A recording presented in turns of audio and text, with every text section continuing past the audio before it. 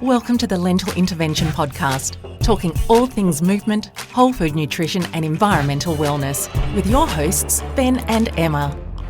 Hello everybody and welcome to Season 2's Episode 16. We're really getting on now. My name is Ben Adelberg and joined by my co-host Emma Strutt. Hello Emma.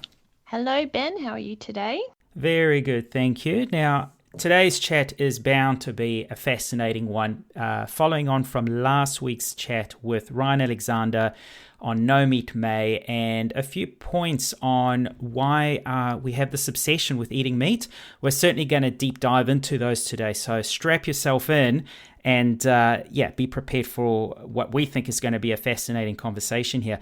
Now, before I carry on, firstly, if you enjoy these episodes, please do subscribe to the podcast so you don't miss any future episodes, as well as share it with as many people as you can. And also, if you do enjoy the content that we create, we would love some support to enable us to do more in the future. So please do consider buying us a coffee. Emma, who are we chatting to today? Okay, we are very fortunate to have Dr. Diana Bogueva joining us today. Diana is a research associate and adjunct fellow at Curtin University, where she also completed her fascinating PhD looking at potential to influence meat consumption through social marketing. More recently, Diana has taken on the role of Centre Manager at the Centre for Advanced Food and Genomics at the University of Sydney. Thank you so much for joining us today, Diana. This should be a fascinating conversation. Thank you for inviting me. It's a pleasure being with you today. Diana, so much to talk about, but as we do with all our guests, we'd like to first learn a little bit about themselves. Can you tell us a little bit about your personal background and journey from professional journalism to the work that you do? So I'm originally from Bulgaria. Maybe many of your listeners, they don't know about Bulgaria because it's a small country in Eastern Europe. But I started my journalistic journey there, being a professional journalist, radio journalist in Bulgarian National Radio, presenting the morning main talk show, which was a 4 hours live program starting from 6 till 10 o'clock in the morning. And I was the main editor of the Bulgarian another talk show, which was more politically and more economically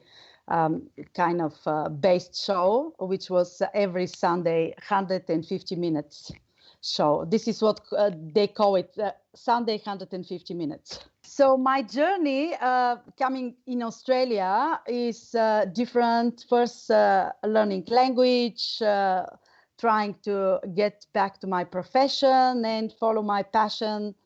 So basically, I was pursuing some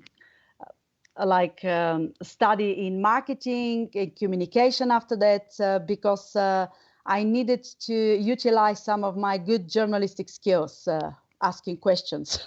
So, and basically, this is very kind of smoothly transitioning toward my academic journey as well. Because it's kind of maybe incredible for me, but very simple because I'm still having the opportunity to utilize my previously gained skills and in the best possible way to leverage on these skills. I'm still interviewing people. I'm working with SBS, and also I develop through my maybe investigative journalism skills, my academic researching skills, because we are investigating issues. Particular for me is my interest in meat consumption reduction, novel alternative proteins, and future food technologies, consumer behavior change, social marketing, and sustainability. All of these are something that is many things actually that I'm passionate about it. And is that to do with a personal journey yourself, a personal interest? Absolutely. I'm vegetarian myself. I wasn't vegetarian back in Bulgaria, but I wasn't keen on meat anyway, because for me, eating meat wasn't a passion, never was. I was very keen on fruit and vegetables, and if you have something that is more fruity and vegetable based, I would say I'll go for it than meat. But this is me. So everybody is different, and everybody has different journey with food and different relationship with food. Absolutely. Yeah. Now, you're a very busy lady. You wear a lot of different hats. You work at SBS, Curtin University. But now, tell us a little bit about the Centre for Advanced Food and Genomics. Maybe for our listeners, first explain what genomics is and what the main objectives of this new role are for you. So first to start, genomics is a mixture between engineering and omics. So create something like a science and things, but now we are changing the name to advanced food engineering. So soon there will be not need to explain what genomics is, because everybody's asking what it is. So basically, I started with this center because I'm passionate about consumer perceptions, particularly in alternative foods. And this center is actually creating plant-based meats. And this is how I started. I wanted to contribute toward investigating the perception of Australian consumers toward the alternative proteins. And they're not only doing plant-based meat, they are looking at cell agriculture and other alternatives related to algae and insects, cells, to produce different things, and also nutraceutical, all fascinating and interesting things that I think that they're the future of food, and so we have to look at all of this. Yeah, absolutely. Now, I've read through your PhD thesis a couple of times now, and I just think your work is so fascinating, and it's a really important angle to cover. Not many people are doing this at the moment, so it's fantastic. I'm looking forward to kind of fleshing this out with you in more detail. No pun intended there. But for the listeners who haven't heard Ben and I and previous guests kind of rant on about this issue before, let's just briefly kind of set the scene. Would you be able to give us a quick overview of how meat consumption actually contributes to, firstly, let's talk about climate change and environmental degradation and what the issue is there? Oh, it's a huge thing because actually meat consumption, many people, they don't know, because I've done, like in the last 5 years, researching among different generations. And maybe I can say like 30% of people knows that actually their diet is contributing, also taking a huge part toward the environmental degradation because of the release of the greenhouse gas emissions, particularly like red meat cows, are having their natural things that they do. And also the land that we use to raise animals, and the water that we use, and the pollution that we did on the air and the water, and also the zoonoses that are created by raising these animals. So it's like the global demand of animal-based food products is really growing exponentially across the world. And actually, many people are consciously consuming their protein-rich diets. They don't realize that they're harming the environment. They think that this is something normal. This is something that they're taking for granted. And now the bad thing is that all the developing world is going toward our steps, like following our steps. Over the past, actually, 50 years, meat production, it's quadrupled. Actually, what was 50 years ago. The world now produces more than 350 million tons each year of meat to satisfy our demand for meat, which is more than 4 times the quantity of meat that we used to produce 50 years ago. And this demand is particularly driven of our love for meat. And this love for meat is actually, maybe we can talk after that, because you mentioned my PhD. This love for meat is actually very, very much deeply rooted into our traditions, into the way that we were raised, the way we were taught to, that what is good for us to eat and what is not good for us to eat. Like everybody was like, eat your meat. Like I have many friends that I'm visiting and they always said, oh, you haven't eaten the meat. So if there's no meat at the table, especially in some countries, like back in Bulgaria, meat is kind of a prestige, a luxury food. You have to have it when you have guests, because this way you show your respect toward guests. And the same thing I can see in Australia. Because here, when they invite, like Australians invited you at their place, they always have meat for you, which will be barbecue particularly, but meat is actually very important social, cultural, as well as nutritional function.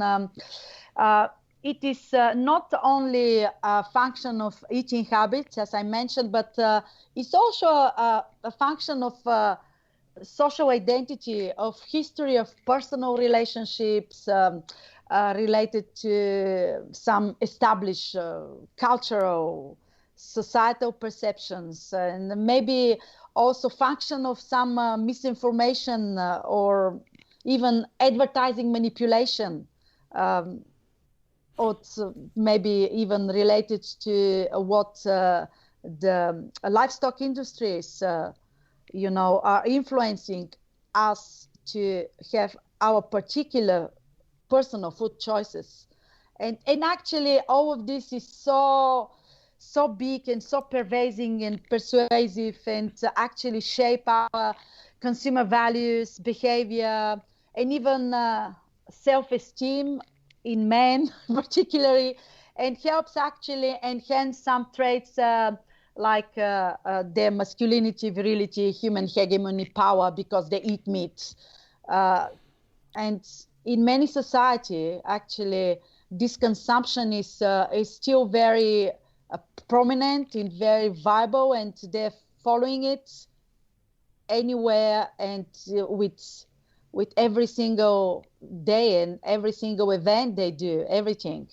Now, there's so so I'm not much. sure if I was No, look, I tried to concentrate to explain everything, but it's such a broad topic, and there's so much I want to question and even challenge in some respect. But just to finish off on, I guess, the bigger picture, when we talk about environmental impacts, there's also the health impact, and you've touched on that a little bit about, especially with the masculinity, you need that for virility, you need that for, I guess, an image to portray.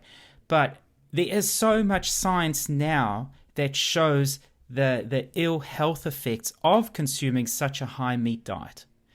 And it's available and it's out there, and there's a lot of books available, and I'm actually holding one now which I'll refer to shortly. But why, with all that information, is that still such a prominent thing to have? Okay, so a lot of consumers may not realize directly the impact it has on the environment, even though there's now documentaries showing that. But there's also a lot of documentaries, and there's a lot of people, there's our podcast among so many others, that talk about the ill health effects of consuming so much meat. Why then is that still not, why is that being ignored in a large respect? People just love the taste of meat. They love the smell of it. They love the texture and everything. Yeah, it's not black and white, is it? I mean, with food, there's a multitude of factors that kind of motivate people for consuming what they consume. So there are some unicorns out there that will look at the science and go, oh, okay, it doesn't make sense to eat meat anymore, I'm not going to. But like a lot of people, this is wrapped up in tradition and their culture, religion. Okay, so we've mentioned tradition, culture here. So I want to put forward a bit of a challenge here. The high consumption of meat, and I'm here to be corrected, has not been a prominent thing for more than a century. So why is it so embedded in culture? I get the hunting, coming back to the village. Yes, you succeeded.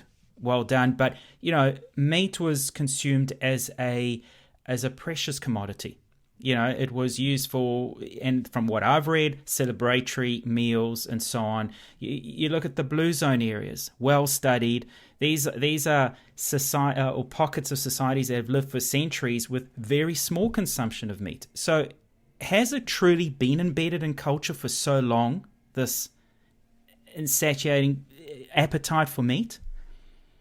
In Western culture, yes. In other culture, there's still nations that are not consuming meat at all. And there are nations like Eskimo, they're still thriving on meat. The Inuits, yeah. So, yeah. So consumer actually behavior is influenced not only by traditions, but also, and probably some of them are related to culture and religion and other things, like Indians are not consuming meat. They have 4 kilograms per year per person, compared to Australians who are having 100 kilograms per year per person, and Americans, which is similar, and Argentinians, which have similar quantities of meat consumed. So some of them, like with Indians, is related to culture and religion. But also in the Western society, is predominantly, I think, as you said, is something that wasn't traditionally like back at the time, because hunter-gatherers were having meat. They were killing an animal, they were feasting on this animal, and after that, for a long period of time, there wasn't meat. So they needed to have to gather some fruit, veggies, some berries, and roots, and to survive till they kill the next animal. And they feast on it again, and the same cycle repeated.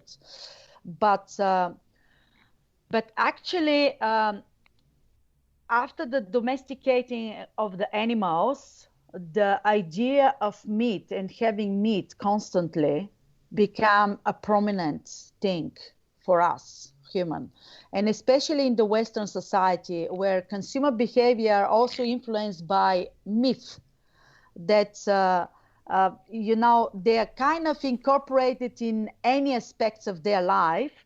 And this produces basically a variety of conscious and unconscious responses and decisions.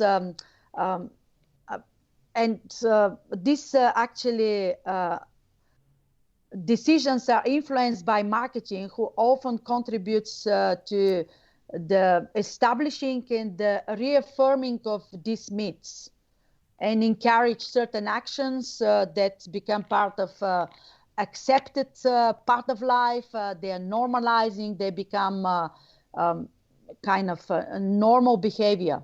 So this is how meat is also kind of influenced as part of our culture and our tradition through this marketing meat. Consumer may think that advertising is harmless and maybe appealing to only some people, but actually it's appealing to everyone, even it's unconscious appealing. Marketing meats impact human health, social well-being, and the natural environment. In relation to meat, maybe there are several popular meats which are created and exploited for years now by the marketing. And they're like, we were meant to eat meat. Meat is good for you, especially real men eat meat. Meat is a part of our culture. Meat is affordable because we have it for granted. It's everywhere. We can buy it. Organic meat is much better or less better, or all of these things. They're not limited to this. They're creating these meats and every single day, and they're increasing them. Actually, the clutter of messages that the consumer are receiving daily is so big, so we can't even stop it to comprehend it. So it's unconsciously. So we just kind of take it and not forgetting another form of advertising is fad diets like the Atkins, the South Beach, the paleo, the keto, and so on. I mean, absolutely. That they're full with animal-based products. And they're still popular, and many people are following it and having beautiful results of, for their body images and weight loss programs and whatever they want to pursue too. So all of this is contributing, actually. Yeah. Well, I mean, you've only got to look at the Australia Day lamb ads here to just understand how ingrained this marketing message becomes in our society. It's a bit scary. But it is. Even the last lamb ads incorporated with COVID social distancing. They were having walls and lamb chops sticking out of the wall. And still, lamb chops is breaking the barriers and uniting people. So it's kind of very, very prominent, especially in the heart of the Aussie culture. Yeah. Now, you've done some really cool research around meat intake and perceptions of masculinity as well. So let's unpack this, this real men eat meat concept. I've had pushback from men, Ben, more times than I care to remember. And I've been told on multiple occasions that, eating plants is for girls. Clearly, I'm not a man then. Yeah, that's true. You're a sensitive new age guy, Ben. You're a snag. Is this kind of mentality still centre stage in Aussie male culture? Are we starting to see a shift here? Is there kind of more awareness starting to trickle in about personal and planetary health now, or are we kind of still fighting against that? Actually, this is amongst the younger generation, millennials and centennials predominantly. But because you touched on the Eat Lancet, and I probably missed to say this, but actually there are many challenges that we are facing right now with our food production system. And we know that we have a growing population, which is actually going to reach probably close to 10 billion by 2050, as scientists predict. And we can't continue increase our land use because we don't have a second planet to populate. So we need to grow more from less. And we have not only the growing population, but we need probably 70% more food, which is a big challenge. As you mentioned, the Eat Lancet planetary health diet, I'm sure that your listeners heard a lot about it. This is actually a solution for changing the attitude of people towards our food system and to look at their diet, individual diet. This is because not everyone in this earth is eating the same amount like Aussie eats. Like in sub-Saharan Africa, they have 10% of what we eat, and they're very dependent on starchy vegetables and now a type of food that are available over there, not red meat like we have this availability. But we also, plus the red meat, we also nourish ourselves in the starchy vegetables. We have lots of potatoes and lots of stuff and things. And we also nourish in other types of animal proteins, lots of cheeses and milks and whatever.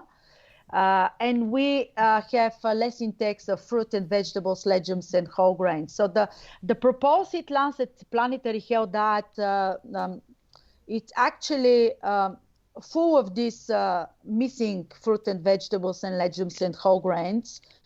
And it's recommended to reduce the amount of meat we eat by 84%, less meat, and increase other protein sources like beans and lentils, and significantly, like 6 times more. And plus this, we can even include the novel food alternatives like the plant-based proteins we have already consumed, and algae, seaweed, insect proteins, and cultured meat or cellular agriculture, which for me are going to play a big role in our future food system. But to go back to the masculinity, so actually these men, they love their meats, and they're not going to eat insect, they're not going to eat cultured meat. because this was a kind of what I found in my research. So men can't put a cricket on a Barbie. Even we have a Paul Hogan advertisement of put a shrimp on a Barbie. They can't put it because it's not masculine enough. So they can't go and eat vegetarian burger because it's not masculine enough. But I will tell you that this is changing a bit. And this is based on a research that I'm doing right now about how masculine men are visiting vegan restaurants with their girlfriends and have to eat a burger, which is plant-based burger, but a burger, because otherwise will be damaging their masculinity. So it's changing, definitely changing. I mean, the biggest irony about masculinity and the biggest thing about masculinity, and this was well portrayed in the documentary The Game Changers, when they looked at erectile dysfunction. And the irony is you consume all that heavy meat-based diet, that's actually going to affect it. So what's more demeaning in terms of ruining one's masculinity than that? And that's the irony. But you talk about change. What sports depict so much masculinity? These big contact sports, rugby league, American football, and there are some prominent players turning to plant-based ways of eating. So, like you say, there is a change, but that change is very small, isn't it? Yeah, the change is very small and will be small until something big happen, and this could happen only among the younger generation, Gen Z. So in my opinion, to go back to masculinity, in my opinion, masculinity is not a biological characteristic, because not every single man is masculine, full with this Nike of Hercules body image or whatever. So some of them are tiny and, different looking, but I think it's invented category by the marketing. Media advertising and marketing thrive on masculinity to promote it heavily. And actually, this is reflecting the reality of society. You said all of these kind of very masculine, macho rugby players and all of this. And also you can see in the social media, all of these images are portrayed everywhere. Showing masculine role model, it's actually what is creating these male stereotypes. And plus, you can see in the advertisement, they're always with meat in their hands. So it's something that is on and on and on and on, going year after year, and is not going to change, because this is a norm and a way for society to exert pressure on men's food selection to communicate their masculinity. Yeah. So, I mean, if marketing's kind of perpetuated this perception that we have of masculinity now, this might be a really difficult question to answer, but how do we cultivate a shift towards, new masculine values that do incorporate sustainability and health? Or do we just have to wait for this new generation to come through and start I can't change? keep running 100-mile ultramarathons to prove that you don't need meat. So what else can we do to show that we don't need meat? Okay, so it's difficult, because the shift will come through the younger people. This is definitely because they have new types of masculinity in them. They're more compassionate. They care about animals. They care about the life. There are many of them that are keen to embrace different diet, and but this could happen if this different diet that is presented to them is very clearly, transparently produced, very clearly is known what is inside, and if this is not going to be harmful for them, harmful for their health, will have side effects, will have some future things that they will come with, So basically, if we want men to change towards alternative to meat, we have to make sure the alternative to meat we gave them is implying to them, like I mentioned the veggie burger. They go and eat the veggie burger because it's a burger. The perception is there. You eat the burger. So this could be a step forward a new masculinity as well, because they're keen to go there with their loved ones or family or girlfriend or wives and whatever, and please their wives, which wasn't before.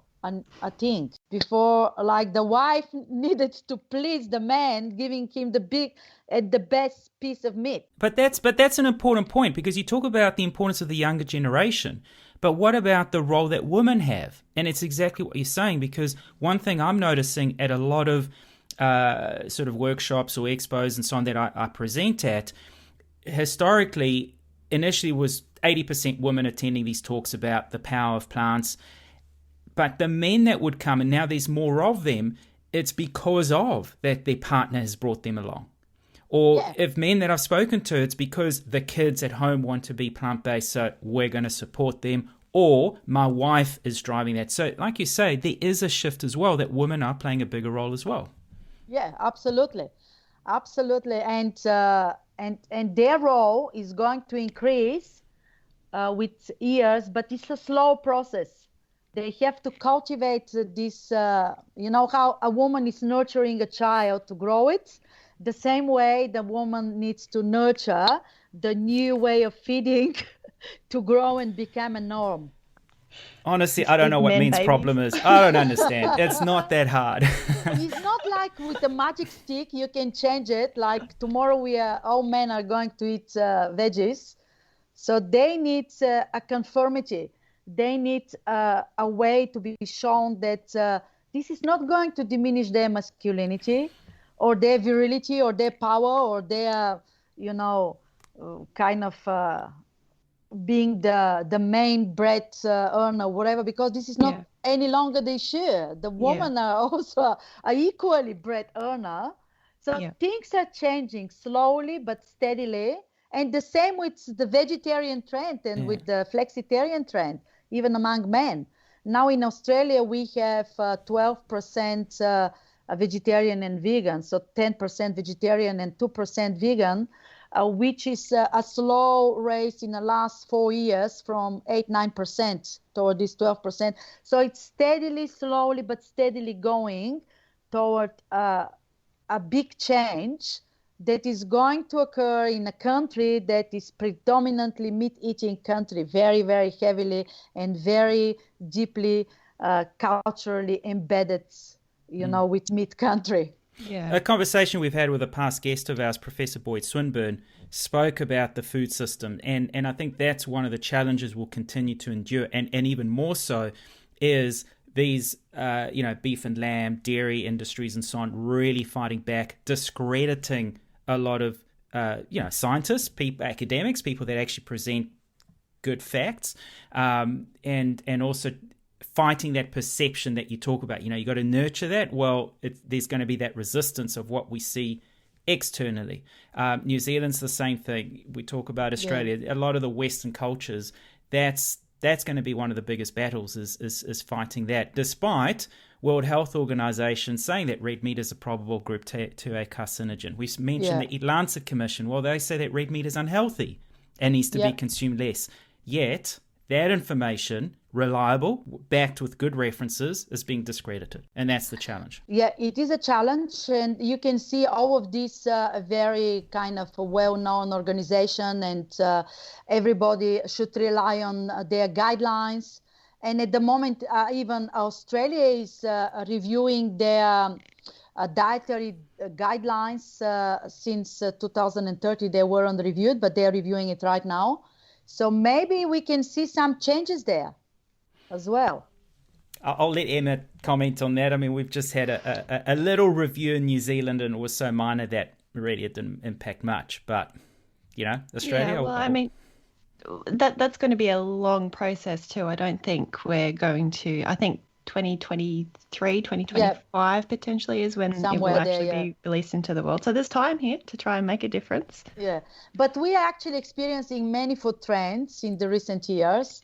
And I told you, in this increased consumption pattern towards reduction of meat consumption is one of these trends with the emergence of these meat alternatives and these people that are calling them flexitarian and reducitarians and like vegan and vegetarian, we talked about them. But actually this trend is particularly because of health reasons. You mentioned at the beginning health reasons for change of diet. This is actually the main reason that people, more than even environment and more than even animal welfare, health reasons will be the number one, in my opinion, that will make people change the consumer to looking the food in a different way, the food as medicine. I think that this will be Australian food trend. If it's not 2021, will be 2022 definitely. Mark my words, I'll see what will happen. But we experience actually an unprecedented era of rapid scientific and technological advances that will actually really transform our way of how we produce food and how we consume food. These challenges are necessary because actually the current way we produce our food is under pressure. We talked about the environmental impact and the growing world population and things, but also now with the COVID-19 pandemic, this all contribute toward the urgent need to transform our food systems. Because we can't produce any longer, as I said, to satisfy the constantly increasing demand for meat, we have to transform our food system. And this actually, many people around the globe are already changing their diets and looking toward toward the future of food. And this is like food alternatives available because of the scientific and technological advances in the latest years. I just mentioned in Australia, we see this shift towards more plant-based foods, like increase of vegetarian and vegan. This trend is actually visible. Our food-related future will be really fascinating and intriguing because we are not longer going to stick to what we know, and we are going to maybe pursue some not only plant-based meat that we some of us are already eating it, but also we can pursue rich in nutrient insects or lab-grown meat or algae, even 3D printed food, edible food packaging, or who knows what the future of food research and development will bring us. With the help of science, actually, food is designed to have a specific aesthetic and function depending on the intended use. Plant-based meat that bleeds is becoming almost indistinguishable from the real meat. And we saw so many companies, startup companies that are developing this, and they're trying to make it look better and better. I'm not commenting on the health effect of plant-based meats, but this could be something that... But purely from an environmental point of view. From environmental is absolutely more sustainable. By replacing 50% of the beef we eat with plant-based alternatives, we can reduce our environmental footprint immensely. This is no doubt about it. Yeah. Another application actually of food biotechnology architecture for transforming in improving our food supplies include cultured meats, which I mentioned. Based on tissue engineering techniques, meat is grown in a laboratory from a few live animal cells. This actually new meat alternative.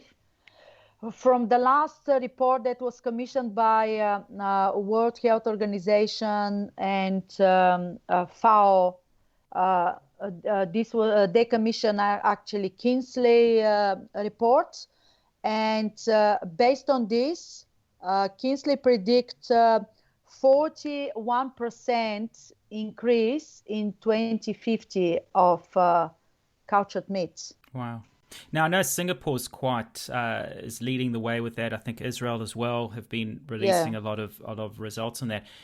You were the author or co-author of a paper last year that looked at cultured meat and Australia's Generation Z. Yeah. What was the outcome of that? So basically, Generation Z are not ready to eat cultured meat. 72% of them are like opposing cultured meats.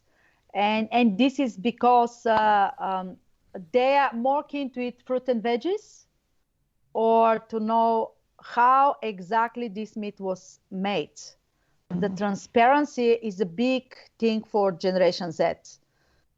The more transparently produced the foods, the more likely they are to eat. This is why I mentioned before when we were talking about masculinity and changeability. That's right.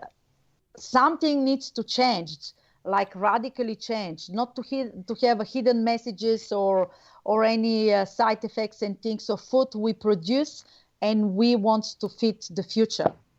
So I think this was one of the main messages from our research, because cultured meat could be part of the solution to feeding the world growing population, and at the same time, because we'll be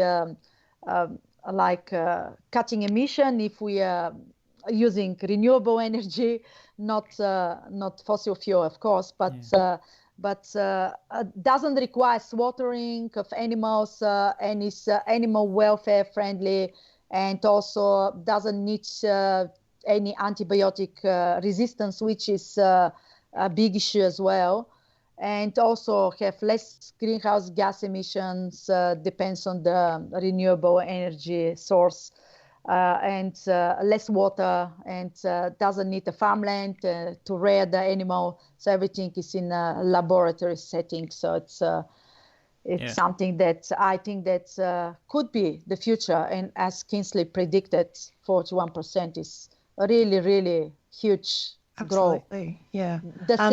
Not the same growth, but around 10%. They predicted for plant-based alternatives to rise till 2050 as well.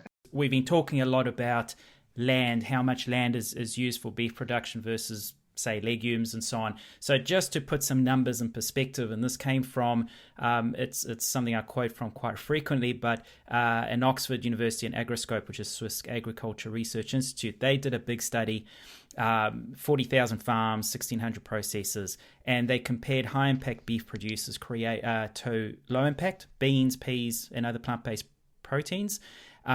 Beef produces 105 kgs of CO2 equivalents for 100 grams of protein versus 0.3 kgs of CO2 equivalents. So it's a massive disparity there. And in terms of land use, 370 square meters of land per 100 grams of beef protein versus just 1 square meter of land required. So when we talk about the amount of land used and the emissions and so on, it's a massive, massive, massive gap. Yeah, and also other stats, if you want, I haven't mentioned at the beginning. You asked me, but I was distracted going in another way to talk. So it's actually almost 30% of the world entire ice-free surface, according to the United Nations, is occupied from livestock, making animal agriculture world leader in global deforestation and biodiversity loss. Half of the all habitable land is used for agriculture. Livestock accounts for, I think, 77% of global farming land, while livestock takes up most of the world agricultural land. It only produces 18% of the world calories and 37% of the total protein, which is like 77%. It's a hugely inefficient system. Yeah. Absolutely. Hugely inefficient. Yeah, not sustainable at all. Now, you've talked a number of times through the conversation today about the need to kind of influence behaviour towards plant-based alternatives and options. You've developed a novel social marketing model, the 4 S's. Could you talk us through that? So this is a sustainability social marketing model, and 4S is a marketing mix: sustainability, strength, self-confidence, and sharing. And this can be used to influence dietary changes. We actually use it for influencing dietary changes in a longitudinal study. This is actually now is the publish the results of this 4 years of longitudinal study, and is going to be released probably next month. Oh, exciting! So basically, what we did, I will go through after that the 4S marketing mix, but just to tell you what we did, we found 30 people, male and female, so equal number of male and females, and we started giving them messages, different messages-based campaigns, and also these messages campaigns involved movie watching. One of them was mentioned already. The Game Changers. The Game Changer, yes. And I'm not sure how you're with the advertisement. This is why I was quiet about the name of the movie. It's not SBS or ABC. You can. Absolutely. They'll say no advertising. This is why. So this was one of the movies that they watched in the last stage. But before this, they were watching Cowspiracy and other movies. And they were also provided with lessons of vegetarian cooking lessons in the middle of this longitudinal study, just to provide them with other alternatives, what they can cook, how they can cook it, just to give them a sense of the variety of vegetarian cooking that they could enjoy. People don't know. This is what we realized by our study, that people, they actually don't know how to cook vegetarian meals. So it's a difficult, unknown territory totally for them. So this is something that maybe also be good to contribute toward the change that we were talking before. So at the end, we had really promising results, because we had all of these people, when they started, they were heavy meat eaters. And at the end, we ended up with one man that became flexitarian, 2 men that become vegetarians, and 4 females that become vegetarians, which was a huge success for our longitudinal study, because we were at the base, it was 30 people, and we ended up with 7 people that changed their diets. So basically, it was very exciting for us. And when it's ready, probably I will flick it to you to read. Were health markers taken? Like, to look at blood pressure, any blood markers, anything like that, in terms of to monitor whether there's actually health benefits as well? Was anything like that? No, because it's a social marketing based. So it wasn't anything like health-based, like measures to be taken.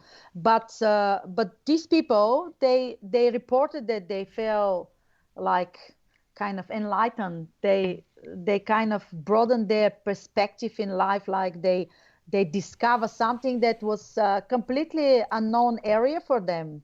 So which was very, very fascinating for us to also. I mean, meat eaters, all they know is how to put meat on a fire and burn it, and that's it. I mean, there is no cooking skill, and that's potentially one of the hindrances, because when you look at amazing plant-based dishes, it is full of colors and full of variety, but why need that when I can just put my meat on the fire and boil a few potatoes and that's it? And sadly, that's part of the issue. 3 veggies, potato, pumpkin, and carrot, or peas. Yeah. This is like by tradition. So I'm going back to the 4S marketing mix: sustainability, strength, self-confidence, and sharing. That can be used for influencing dietary changes. So sustainability part of it is like a high red meat consumption actually destroy climate stability. We talk about this. And also damage human health and threaten present and future generations as well. Because if we go this way and we produce the way we produce, so we're not going to have future. We're running out of water. We're killing the soil resources quality. And everything. Yeah. That's well documented, I think, now. Yeah. So this is the sustainability part of the marketing mix. First, start with realizing what is actually the damaging part of the the shock whole factor. things, and the shock factor. And strength. Humans have actually the power and opportunity to reverse climate change caused by livestock and improve their health and ecological impact on the planet by their actions. Because we all have strength to change things if we see that they're not right and they need a change and they need, some kind of shift towards something that could be more beneficial for us, for the planet, for everyone. The next one, self-confidence, because we realize this strength, we have this strength, we realize it, but we need the self-confidence to do it. The action of each individual to embrace reduction in personal meat consumption matter.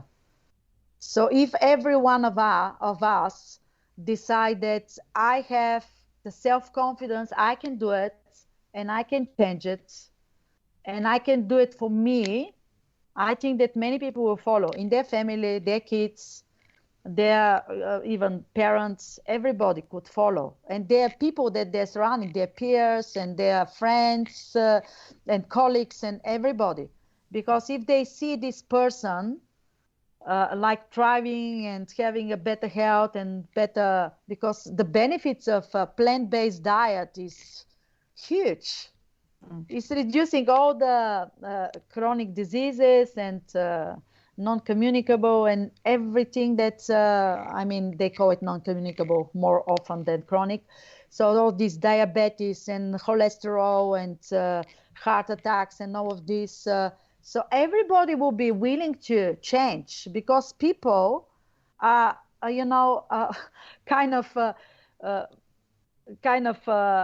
creatures of habits. But if they change their habits, if they have the self-confidence to change the habit, to take action, these things could change. And the last thing is sharing. The planet and its resources are limited and they are to be shared. And the most importantly, sustained for the present and future generations, and no one has the right to compromise them. So we can't take everything for granted. You can't use everything that is there for us, for our generation. We have to think for our kids, grandkids, and for the generation that will come after that. So this is sustainability, strength, self-confidence, and sharing. And I think that's very relatable for a lot of us. I mean, the sustainability, I read a lot. I realized, hang on, what I'm consuming is not good for my health. It's not good for my planet. The strength and the self-confidence, well, yes, I've now proven to myself I can still achieve, in the sporting world, achieve sort of results that you'd think can only happen with consuming meat. And the sharing, well, I also take a different perspective. Here we are, we're sharing. And it also brings me to a, I think it's a proverb from an American Indian that, we don't inherit the land from our past, as we actually borrow it from the future. And I think that's something that is becoming more of a reality is, well, we think that we have a right. We're not going to leave anything, and we're actually at a serious risk that we are the generation now that we can actually deplete everything completely. And this is what we found from the research from Generation Z, cultural myths related research, that actually Generation Z are worried. They're pretty much like outspoken. They are like environmentally aware. They go and express their view. They were at the strikes for climate change led by Greta Thunberg, and they were leading strikes themselves and organizing. They were on the street. They need a change because they feel a burden, something that was consumed, something that was overexploited, and they need to solve it, they need to change it, they need to restore it and making it rejuvenating again, to be safe for them to live, to pass it to the generation after that. So with any alternatives that are presented, they were afraid that not to be left with the same burden to solve some issues like health issues or any other issues. So this is why they're very careful with their choices. And this is why we have to be very careful the way we are going to promote future alternatives of meat, and this sustainability social marketing model and the 4S's, I hope will help a lot to realize what is best for them. So does the future look bright, in your opinion? Oh, it's a very hard question to answer. I think it's bright because I'm optimistic, but I'm not sure how quickly we will get rid of the huge quantities of meat we consume. And but I reckon that the younger generation will lead the way toward more sustainable future, more plant-based future. And I think that we have to stick to this and embrace this, and kind of nurture them toward this. Probably we are not many that we can nurture them and show them the way, because as you said, not many people are working on this area of interest that I have. But I'm optimistic. I think that if you have a big heart for things, I think that you can give this heart to many people and help them change. We need to change. Yeah, we need those food guidelines to change sooner. We need to, really fight back against a lot of the food politics in terms of, the discreditation that happens in the industry. Misinformation. There is a lot. I mean, the burden is on them, but we need to help that younger generation, because we're continuing down that path. We've spoken a year ago now, I think almost, we had an interview about the immense deforestation that continues to happen to this day in Queensland alone, never mind the rest of Australia. Yeah. And that's just not sustainable. It's affecting the Great Barrier Reef. It's affecting so many other elements. I mean, look at the fires we've had recently in Australia. So that change needs to accelerate without erring on the side of doomism and being, look, it's over. Him and I have this conversation a lot. We can find ourselves down that trap of being all depressed and it's all over. It's not. And you've said it. We have the power to change. Yeah. We just need to accelerate it. Yeah, we do. And also, we don't need to be depressed, because I've seen so many young people that are depressed and they're they don't know the path. So I think that our role as their parents, because I'm a parent of 2 Generation Z kids, so I think that we have the role to kind of show them the path away from depression, away from, fake kind of social media messages and things that deprive them to thrive, because the future is different. The future is sustainable. The future is full of our strength, self-confidence, and we can share this with the world. Yeah, I think that's such a positive kind of message to end our conversation on. I had other talking points I wanted to dive into, but I think that's just a perfect way to kind of wrap everything up. Thank you so much for sharing your insight. This is a fascinating kind of a different view than a lot of people actually have. And I think it's a really essential one that more people start talking about this and start thinking about this. Just really quickly, actually, one more question. Any exciting projects coming up that you can share? So I share some of the projects, but basically I'm working on a few more. So I'm looking at pig beef at the moment. Oh. Yeah. Are we reached the pig beef yet or not yet?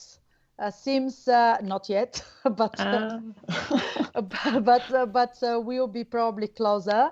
And I'm also working on on another project on autonomous sensory meridian response, ASMR. I'm not sure if you know about this. Yeah. Which we actually did a research among the Gen Z again. To check if ASMR can be used to promote positive climate change messaging. I'm not sure if you know what ASMR is. Isn't that when you like the whisper? Yeah, exactly. So these are like through whispering positive climate change messages, but not doom and gloom, like messages that are saying that like we can reduce, like we can bike to school, not use the cars our parents to drive us, or we can reduce our consumption of meat to do this and that. You can eat more veggies and fruits. Any of these positive messages, or you can take shorter showers instead of longer. Instead of not showering. Yeah, I think we all need a good lesson in that, and it's how you phrase it. It's how you present it to make it more attractive. Yeah, and positive, always positive. Yeah. Because I noticed that if you have negative messages like this, that we are bombarded everywhere, like the world will finish, and so it's not working. People are already depressed of what is going on, and especially last year with COVID-19, like messages bombarding, social isolations, distancing, whatever things, and the scare of zoonotic diseases that are coming into our food and things. And people are like, I think that they need a break. They need positive messages and positive way to look at things. And also another research that I'm doing is a comparison study between Australia, Germany, and Japan around perception of insect as food. Oh, okay. We need to bring you back in. Shall we book you in now? Now, the book I did mention earlier, which I didn't actually mention what it was, Proteinaholic by Garth Davis. It's a book I read a while ago. It really deep dives into protein, and I'll finish off by extracting from this book 3 key things. Protein is not the key to weight loss, and we've touched on that, hence its popularity. Number 2, animal protein is not the healthiest food we can eat. There's other foods that give us fiber, gives us vitamins, minerals, antioxidants, all that kind of stuff. Vitamin B12, the most important for everyone. Which, we can't get. And then thirdly, which we didn't really touch on, but it's important to say as wrapping it up, is that carbohydrates are not the enemy. And I think that's the flip side of, the protein heavy, the meat heavy, is carbs is what makes us, put on weight. Carbs is bad for us. It's not. It's not the enemy. We've spoken about that with many other guests.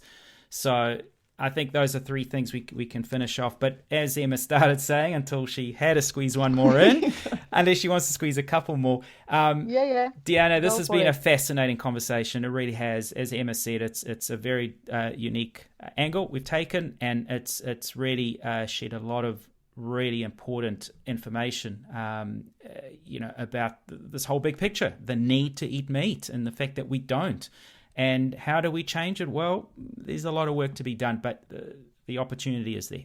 So we thank you so much for coming onto the show, giving up a bit of your time. And I'll say it now, we look forward to having you back on in the near future.